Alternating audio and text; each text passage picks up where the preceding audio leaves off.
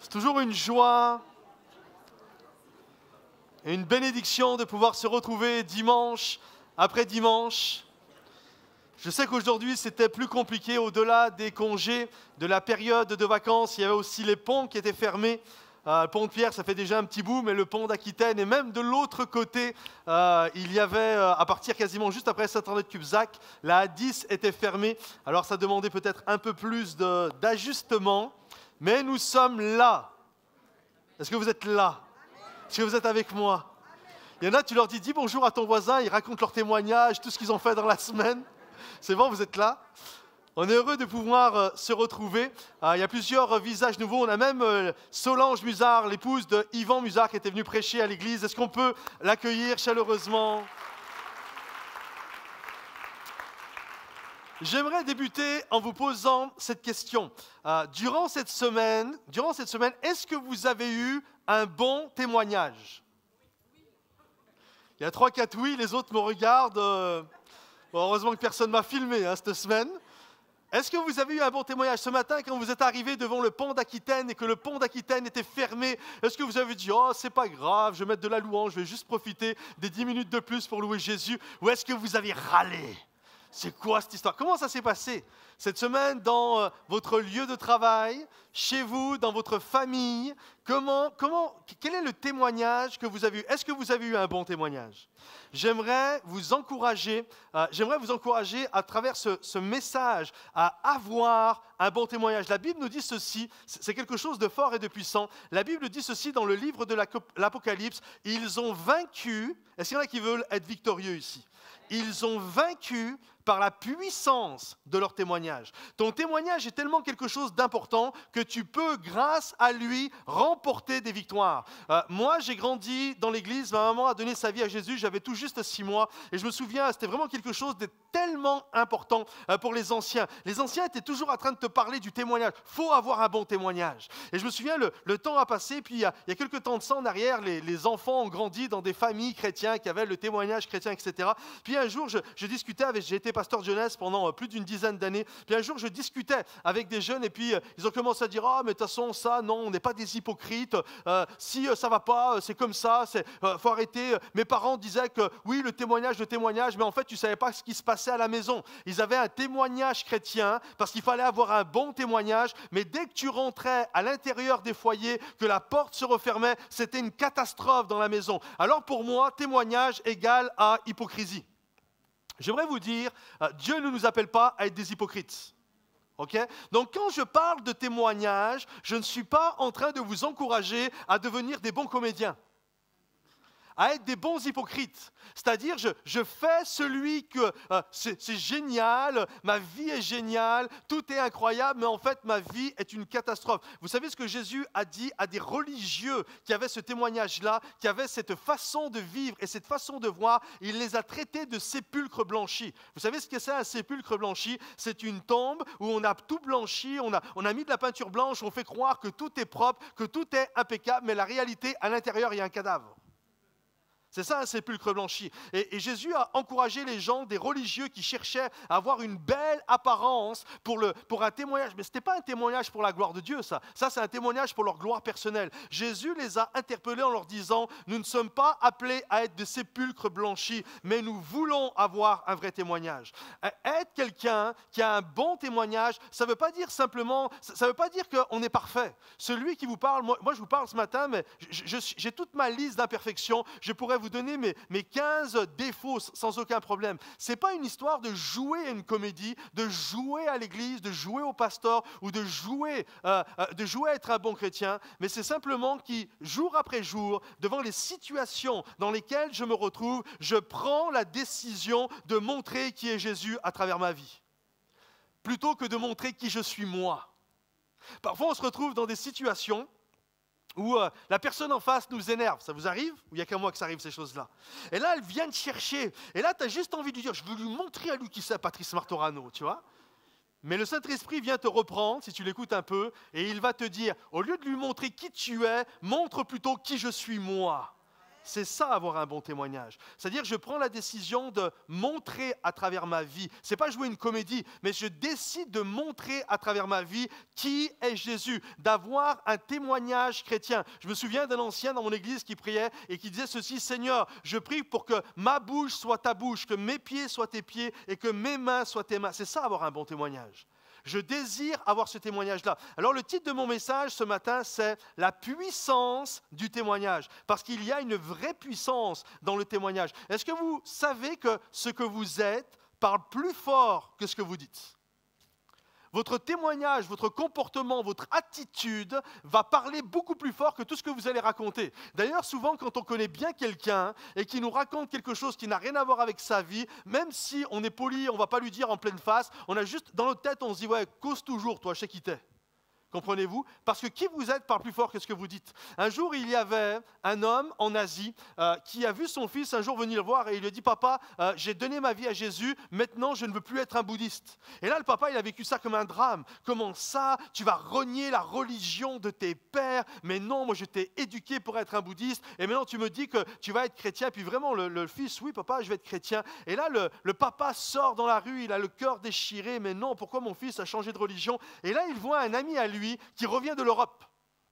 Et il lui partage ça. Il dit, ouais, mon fils maintenant, il veut prendre la foi des Occidentaux, il est devenu chrétien. Et il dit, tu sais pas, tu n'as pas une technique pour pouvoir le ramener, pour qu'il redevienne un bouddhiste. Et vous savez ce que l'homme lui a dit? Écoute, je reviens juste de l'Occident, j'ai une bonne technique si tu veux que ton fils redevienne un bouddhiste, envoie-le passer des vacances en Europe. Quand il va voir comment les jeunes Européens dits chrétiens vivent, la débauche dans laquelle ils sont, le matérialisme, le consumérisme, et toutes ces choses-là, crois-moi que ça va le vacciner, il va vite redevenir un bouddhiste. Comprenez-vous? Parce que notre témoignage a une puissance. On peut vaincre par la puissance de notre témoignage, mais on peut également amener les gens à dire, si c'est ça être chrétien, j'en veux pas. Comme on peut dire, celui-là, celle-ci, elle est différente. J'espère que beaucoup ici, vous avez déjà vécu cette expérience que des gens sont venus vous voir en vous disant, je ne sais pas pourquoi, mais tu es différent toi. Quand les gens vous disent t'es différent, même si vous n'avez pas chanté et clamé haut et fort que vous êtes chrétien, les gens voient par votre attitude que vous êtes différent. Et les gens ont soif de cette authenticité. Alors j'aimerais, à travers vraiment tout ce message, vous encourager à avoir ce témoignage chrétien qui va être comme un aimant, qui va attirer des gens. Pas qui va être comme un répulsif, mais qui va être ce témoignage qui va aimanter et dire « c'est ça que je veux être quelqu'un comme ça, je crois que cette personne est différente et j'aime ce que je vois et c'est ce que je veux devenir ». Est-ce que vous êtes d'accord avec ça? Alors, on va regarder ensemble comment cette notion même de chrétien est née. Un témoignage chrétien, il y a le mot chrétien. Comment le mot chrétien est-il né? Lorsque les premiers croyants ont donné leur vie à Jésus, juste après que Jésus soit mort sur le bois de la croix, on n'a pas tout de suite appelé les croyants des chrétiens. On les appelait ceux qui suivent la voie, on les appelait les frères en Christ, on les appelait les disciples de Jésus, mais on ne les appelait pas les chrétiens. Le mot chrétien est venu des années et des années plus tard. Et j'aimerais qu'on puisse voir et comprendre comment des gens, alors que ce ne sont même pas eux qui se sont appelés, ce n'est pas des croyants qui ont dit maintenant nous nous appelons des chrétiens, qui veut dire des petits Christ. Mais ce sont les gens autour qui, lorsqu'ils ont vu leur témoignage, ont dit « ce sont des petits Christ ». Alors j'aimerais qu'on puisse voir ça, comment cette histoire, dans quoi cette histoire s'est inscrite. Premièrement, cette histoire est née dans une ville qui s'appelle Antioche. Et j'aimerais voir premièrement le témoignage de cette ville, le témoignage d'une ville qui s'appelle Antioche. Alors c'est quoi Antioche? Vous savez, quand on parle d'Antioche aujourd'hui, tout de suite les choses qui nous viennent à l'esprit, c'est Antioche, c'est là où la première fois on appelait des croyants chrétiens. Antioche, tout de suite ça éveille des bonnes choses. Antioche, c'était là où il y avait Saul de Tarse, où il y avait Barnabas, une église qui vivait le réveil, un endroit où les gens partaient, ont été impactés, le monde antique, etc. Et tout de suite les choses qui nous viennent quand nous pensons à Antioche, c'est ces choses-là. En fait, quand l'église a démarré, ce n'était pas du tout le témoignage de la ville d'Antioche. Antioche, voici, était connue pour être une ville horrible. Quand on parlait d'Antioche, déjà le mot Antioche vient d'un général romain qui s'appelait Antiochus. Et Antiochus, c'était un fou furieux, Un homme complètement démonisé, un homme qui, l'histoire nous dit, qu'il a mis un bain de sang à Jérusalem. Il a tellement tué des enfants de Dieu, des croyants, que littéralement l'histoire dit que lorsque tu marchais dans les rues de Jérusalem, tu marchais dans le sang. Et il a profané le temple de Jérusalem. Il est rentré dans le temple de Jérusalem, il a pris un porc et il a égorgé un porc sur l'autel de l'Éternel. Antioche, c'est ça. Antiochus, c'est ça. Antiochus est un fou furieux, un anti-Dieu, un homme qui avait une haine pour le Dieu de la Bible. C'est ça Antioche. Et cette ville porte le nom de ce général. En plus, Antioche était connue pour c'était une grande ville, c'était la 3e plus grande ville de l'Empire romain. Il y avait Rome en premier, ensuite il y avait Alexandrie d'Égypte, et ensuite la 3e plus grande ville c'était Antioche. Et Antioche, 500 000 habitants, une ville à la pointe de l'urbanisme, et Antioche était une ville qui était connue pour être extrêmement perverse. Il y avait des jeux, il y avait les orgies sexuelles, il y avait les beuveries. La ville était connue pour ça. Il y a les 2 plus grosses villes connues pour leur perversité dans le monde antique, c'était premièrement la ville d'Antioche et ensuite la ville de Corinthe. C'était les villes les plus perverses de l'époque de l'Empire romain. Il n'y avait pas plus pervers en termes de ville, en termes de dépravation sexuelle, en termes de dépravation, d'addiction, de dépendance en tous sens. Il n'y avait pas plus pire que la ville d'Antioche. D'ailleurs, il y a un écrivain, un historien satirique romain qui a dit ceci. L'écrivain satirique latin Juvénal a écrit que Laurence, près d'Antioche, Laurence était le fleuve qui traversait Antioche, comme la Seine à Paris. Disait qu'il déversait ses ordures dans le Tibre. Le Tibre, c'est le fleuve qui est à Rome, un peu comme la Garonne à Bordeaux. Il disait que littéralement, le fleuve de l'Oronte à Antioche venait déverser ses ordures dans le fleuve du Tibre à Rome. C'est un peu comme si on disait que la Seine à Paris, c'est comme si on disait Paris, c'est tellement horrible, il y a tellement d'ordures là, que littéralement le fleuve de la Seine vient déverser ses ordures dans la Garonne. C'est exactement ce qu'il a voulu dire. Et il dit ceci, voici comment il l'a décrit. C'est une ville, donc Antioche, de courses, de jeux, de danses, de processions, de fêtes, où règne un luxe effréné, toutes les folies de l'Orient, les superstitions les plus malsaines, le fanatisme de l'orgie. Vous imaginez, les gars, c'est pas un chrétien qui a écrit ça, hein, c'est un historien romain. Les gars, il dit que cette ville, elle est fan des orgies. Vous imaginez? Comme on peut être fan de ceci, fan d'un acteur, fan de ce... Enfin, il y a plein de choses où on peut être fan. La ville était réputée dans le monde antique pour être fan de la dépravation. Ouais, nous, c'était des fanatiques de ça. À tel point, c'est fort, à tel point que Rome était choquée. Quand vous connaissez l'histoire de Rome, Rome c'est pareil, il y avait plein de dépravation à Rome. C'était dur de faire plus dépravé que Rome. Eh bien, les Romains étaient choqués. C'est comme si ceux de Las Vegas étaient choqués d'une autre ville où il y a des jeux, des danseuses et de la prostitution. Tellement qu'Antioche, c'était ça le témoignage. Quand on pense à Antioche, on pense à un témoignage de dépravation, on pense à un témoignage de luxure, on pense à un témoignage de ténèbres. Et la chose que je trouve incroyable et belle, c'est que dans cette ville, qui avait un témoignage de dépravation et d'obscurité, Dieu a décidé de mettre un témoignage glorieux et lumineux pour la puissance de son nom. Est-ce que vous croyez que Dieu est capable de faire ça? Que Dieu peut faire jaillir la lumière même dans les endroits les plus enténébrés? Et c'est exactement ce qui s'est passé. J'ai cru que, là il y en a 3 qui ont dit Amen, mais j'ai cru que vous alliez au moins applaudir de savoir que Dieu était capable de... Dieu est capable de prendre une ville connue et réputée pour son obscurantisme, réputée pour son côté noir, dans le sens de ténébreux, et Dieu est capable de mettre un témoignage pour la puissance de son nom. Et Dieu a voulu établir un témoignage dans cette ville-là. Ce n'est pas un hasard, je crois, que Dieu a choisi et a pris, littéralement, a pris la ville la plus connue pour son côté enténébré, et a fait de cette ville, la ville aujourd'hui, dans le Nouveau Testament des églises primitives, la plus connue pour la lumière qu'elle a fait jaillir. Il y a eu un phare, littéralement, qui s'est mis au milieu des ténèbres. Regardez l'histoire, on le trouve dans le livre des Actes, on a regardé Deux dernières fois que j'ai prêché sur Barnabas, Saul et l'église d'Antioche et je continue encore et vous montrer cette nouvelle pensée sur le témoignage. Regardez ce qu'il est dit. Ceux qui avaient été dispersés lors de la persécution, il y avait une persécution à Jérusalem, est survenue après la mort d'Étienne, allèrent jusqu'en Phénicie. C'était une persécution qui avait eu lieu à cause de la persécution de Saul de Tarse. Il a fait mourir, il a voté pour la mort d'Étienne. Et les gens sont partis, ils allèrent jusqu'en Phénicie, dans l'île de Chypre et à Antioche. Mais ils n'annonçaient la parole qu'aux Juifs. Au début, ils restaient juste entre eux. Cependant, certains d'entre eux qui étaient originaires de Chypre et de Cyrène vinrent à Antioche et s'adressèrent aussi aux non-juifs pour leur annoncer la bonne nouvelle du Seigneur Jésus. La main du Seigneur était avec eux, et un grand nombre de personnes crurent et se tournèrent vers le Seigneur. La nouvelle en parvint aux oreilles des membres de l'église de Jérusalem. Et ils envoyèrent Barnabas jusqu'à Antioche. À son arrivée, lorsqu'il vit la grâce de Dieu, il en éprouva de la joie. Il les encourageait, donc il c'est Barnabas, Barnabas encourageait tous à rester attachés au Seigneur d'un corps ferme, car c'était un homme de bien, plein d'Esprit Saint et de foi. Une foule assez nombreuse s'attacha au Seigneur. Le réveil continue.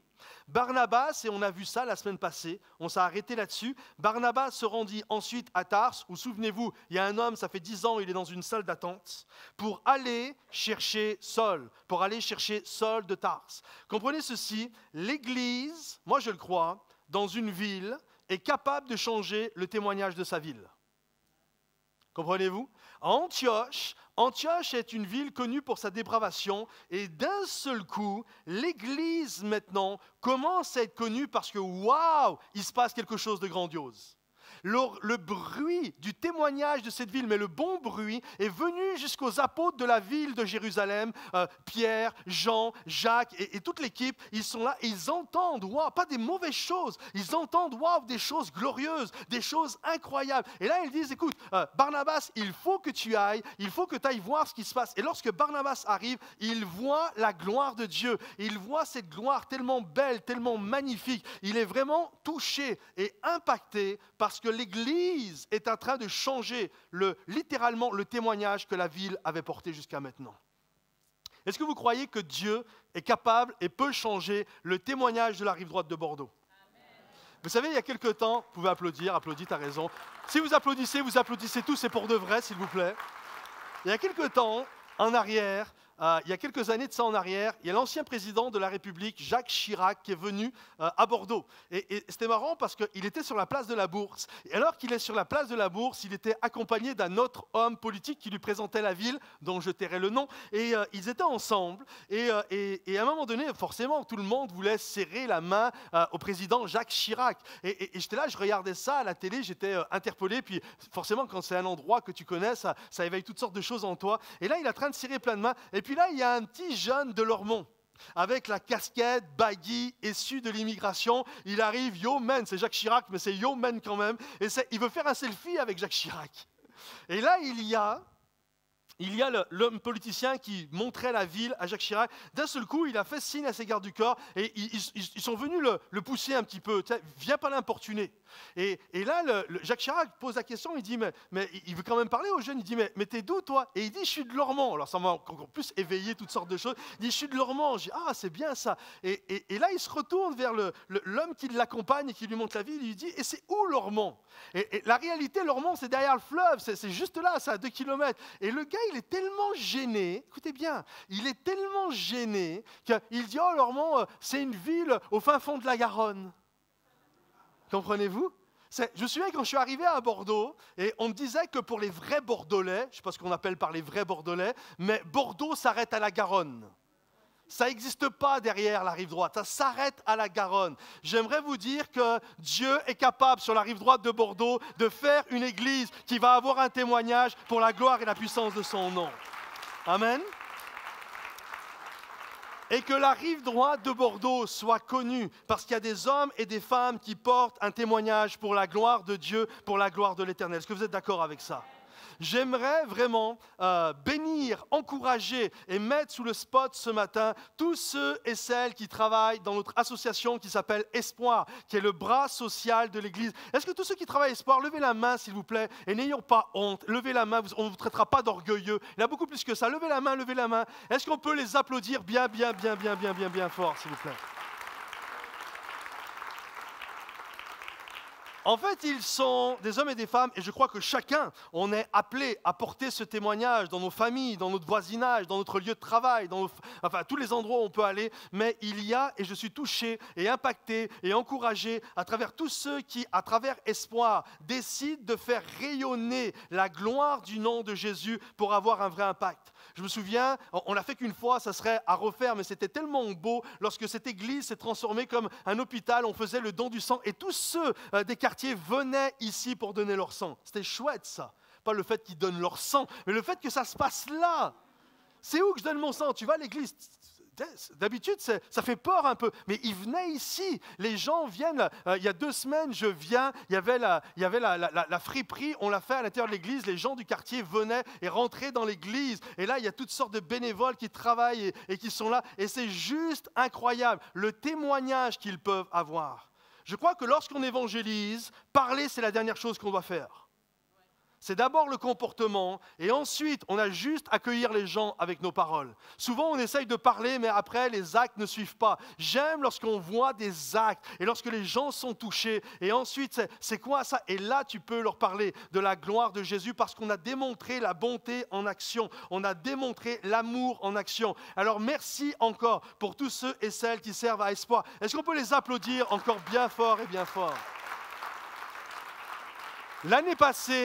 L'année passée à Noël, il y a des gens, l'église là s'était transformée et il y avait un goûter de Noël, enfin il y avait le sapin de Noël, tous les gamins du quartier, beaucoup de gamins du quartier exactement, ont reçu des cadeaux, il y avait des colis alimentaires vraiment spéciaux, des colis de Noël et ça a vraiment été quelque chose de glorieux. Et peu importe l'arrière-plan des gens, parce qu'on veut aimer tout le monde, c'est pas on veut aider que les chrétiens ou on veut aider que les personnes âgées ou que les jeunes ou que ceci, non, peu importe ton arrière-plan, que tu sois chrétien, bouddhiste, athée, musulman, que tu sois jeune, vieux, peu importe tout ton arrière-plan, nous sommes appelés à démontrer l'amour de Jésus. Parce que Jésus est venu pour que chacun puisse le recevoir, afin qu'aucun ne périsse mais puisse recevoir la gloire et l'amour de Dieu dans sa vie. Est-ce que vous le croyez ça? Alors j'ai fait, si vous voulez applaudir, applaudissez.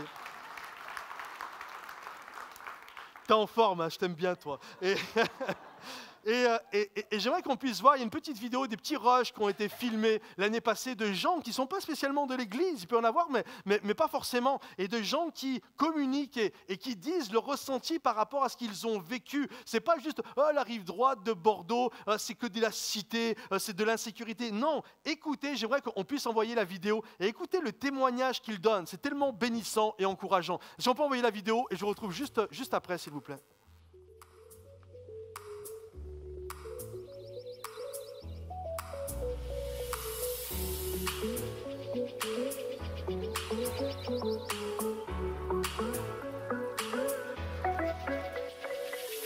Au nom de l'Espoir, peut-être qu'il y a eu d'autres personnes qui sont passées avant nous, mais je dirais encore merci pour que chaque année, des personnes comme des grands cœurs à la rive droite, au centre Espoir, qui donnent beaucoup la joie aux gens de vivre, que Dieu donne beaucoup la grâce, que Dieu vous bénisse. Merci. L'ambiance, elle est vraiment extraordinaire.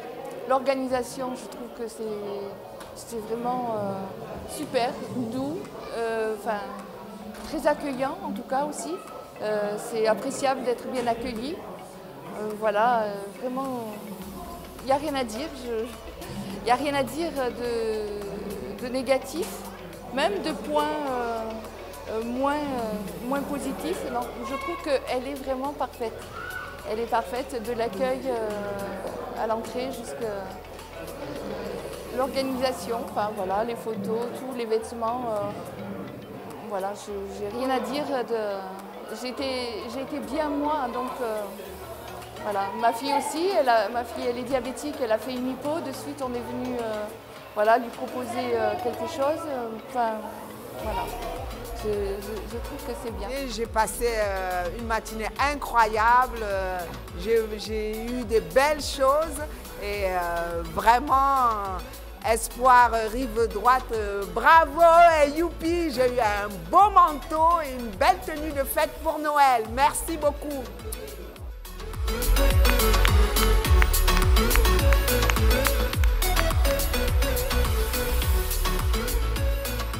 Ça me fait rire parce que vous n'avez pas tout le rush vidéo, mais moi, la Dame Blanche, il y a une personne qui est là, trouver des choses à nous dire pour qu'on s'améliore et on veut lui faire dire des choses pas bien. Elle est là, c'est pour ça qu'elle est comme ça, elle est hésitante. Non, mais c'est bien, c'est...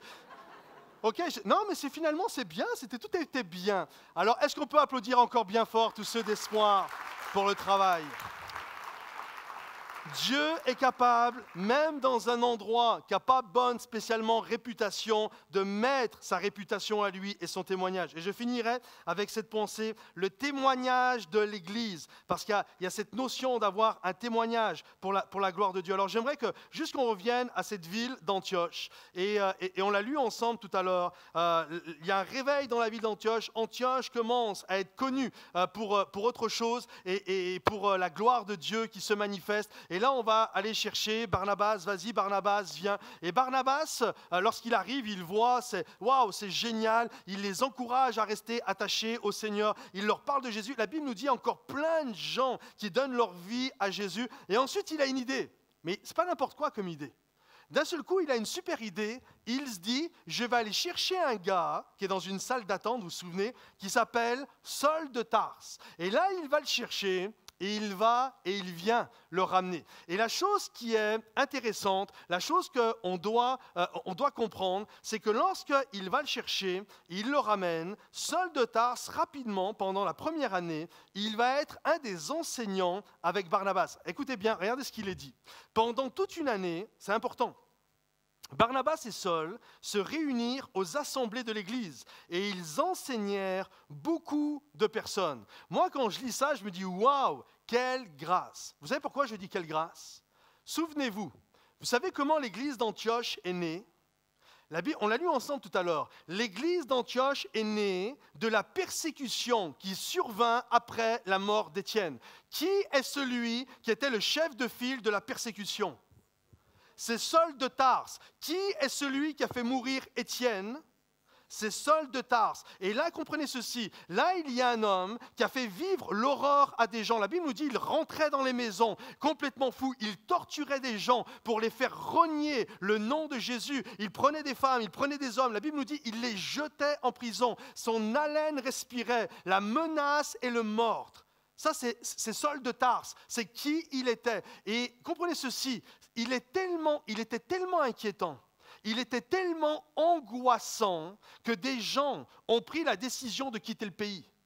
Comprenez-vous? Ce n'est pas un voisin qui te fatigue et qui t'énerve parce qu'il met de temps en temps la musique forte et que tu es obligé de déménager dans un autre quartier. Non, non, non. Là, c'est tellement inquiétant que les gens ont décidé de laisser leur maison, de laisser leur travail, de quitter papa, maman, de quitter peut-être cousin, cousine, papy, mamie, de laisser leur maison, de tout laisser et de s'expatrier dans un autre pays. Mais ils ne voulaient même pas aller dans la ville d'à côté, tellement qu'ils avaient peur de Saul de Tarse. Saul de Tarse, ils le voyaient, c'était l'angoisse la plus totale. Ils avaient tellement peur de lui que littéralement, ils ont été dans un autre pays.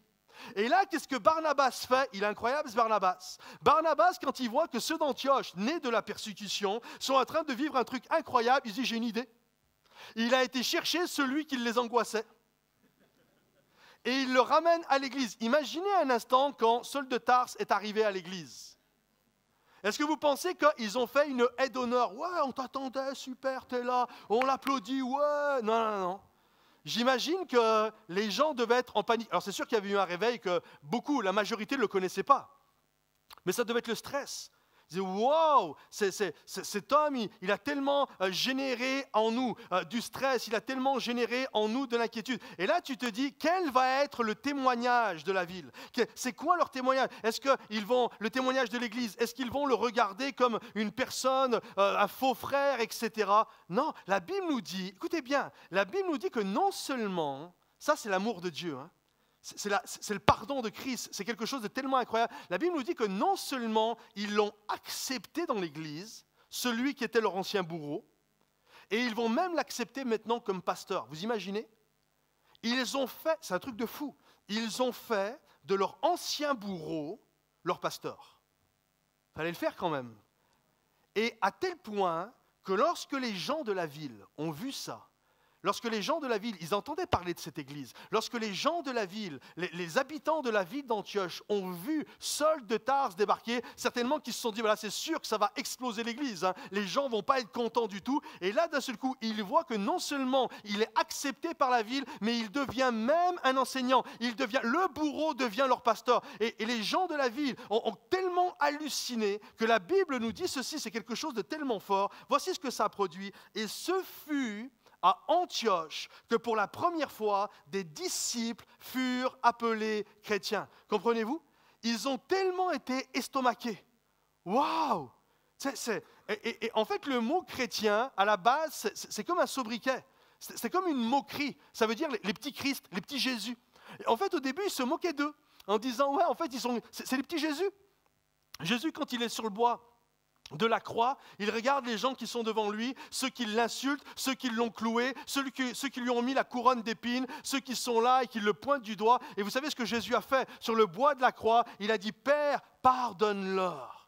Et quand ils ont vu les chrétiens de l'église d'Antioche, lorsque les gens de la ville d'Antioche ont vu les chrétiens de cette église, ils ont dit, mais et même si au début ils le disaient comme une c'est des petits Jésus, on leur ramène leur bourreau, et puis non seulement ils l'acceptent, mais en plus, la dernière, c'est une blague cette histoire, ça devient leur pasteur. Vraiment, c'est des petits Jésus.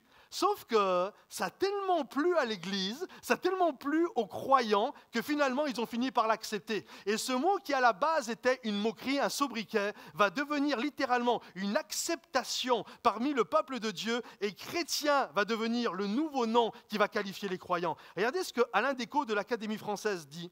Étrangement, ce sont les milieux non chrétiens qui l'ont forgé. La puissance du témoignage, ce n'est pas les chrétiens qui se sont dit on est des petits Jésus. Comprenez-vous?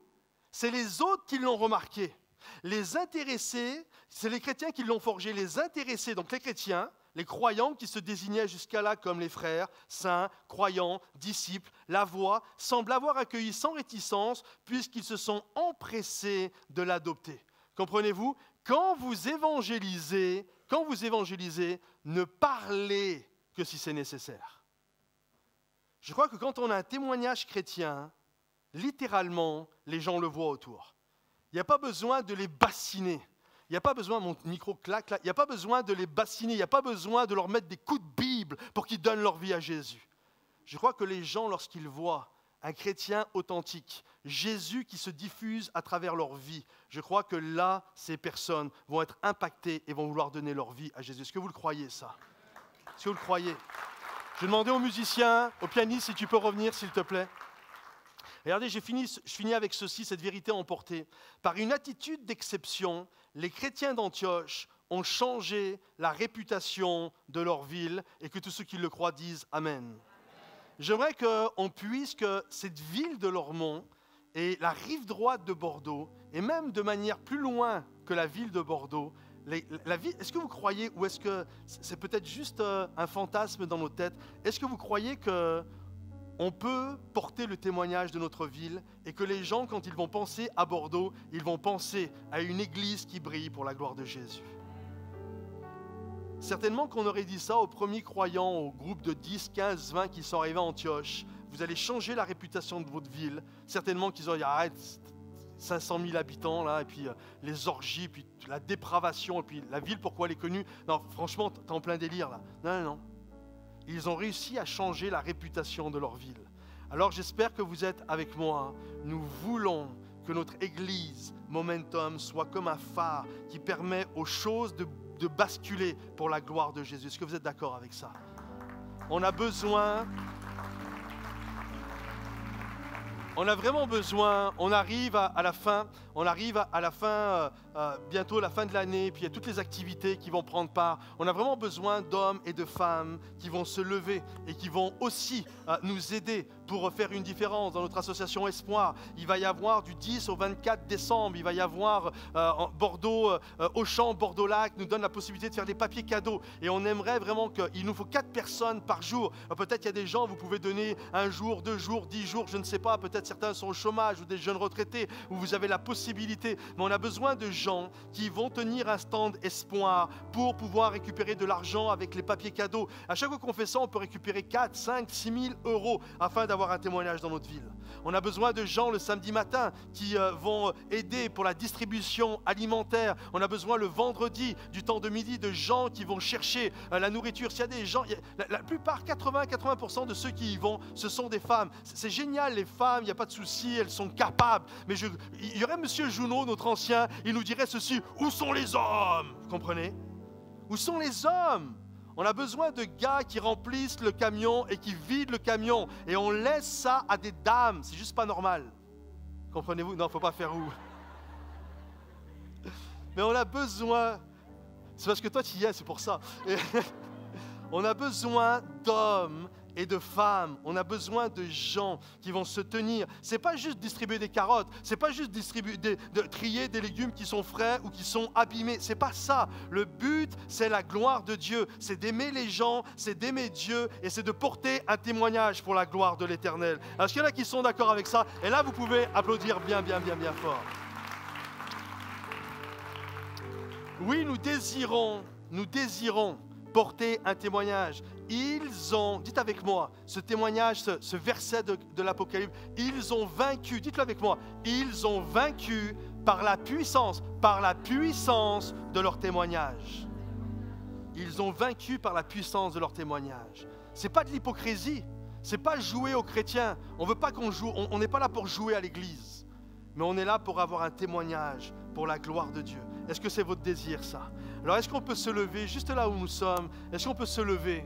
Juste peut-être étendre nos mains. Est-ce qu'on peut élever nos mains juste là où nous sommes et juste dire: Seigneur, utilise-moi, utilise ma vie, Seigneur, là où je suis, que ce soit avec espoir, mais peut-être je n'ai pas le temps, l'organisation de ma vie ne me permet pas, mais que ce soit dans ma famille, que ce soit dans le lieu de mon travail, dans mon voisinage, que Seigneur, utilise-moi pour être un témoignage pour la gloire de ton nom. Juste là où tu es, commence à élever tes mains, commence à élever ton cœur et juste dire: Seigneur, fais de moi un instrument entre tes mains. Seigneur, mon Dieu, je prie pour tous les hommes et les femmes qui sont dans ce lieu. Je prie pour des hommes et des femmes qui vont laisser briller la lumière de l'Évangile. Que Seigneur, mon Dieu, à travers nos vies, que des gens soient impactés, soient tellement touchés qu'ils puissent venir nous voir et nous trouver en disant: mais tu es un gars différent, tu es une femme différente. Comment ça se fait que tu es différent? Parle-moi de tes valeurs, parle-moi de qui tu es. Et Seigneur, mon Dieu, que les gens puissent voir, joue à travers nos vies cette symphonie d'amour,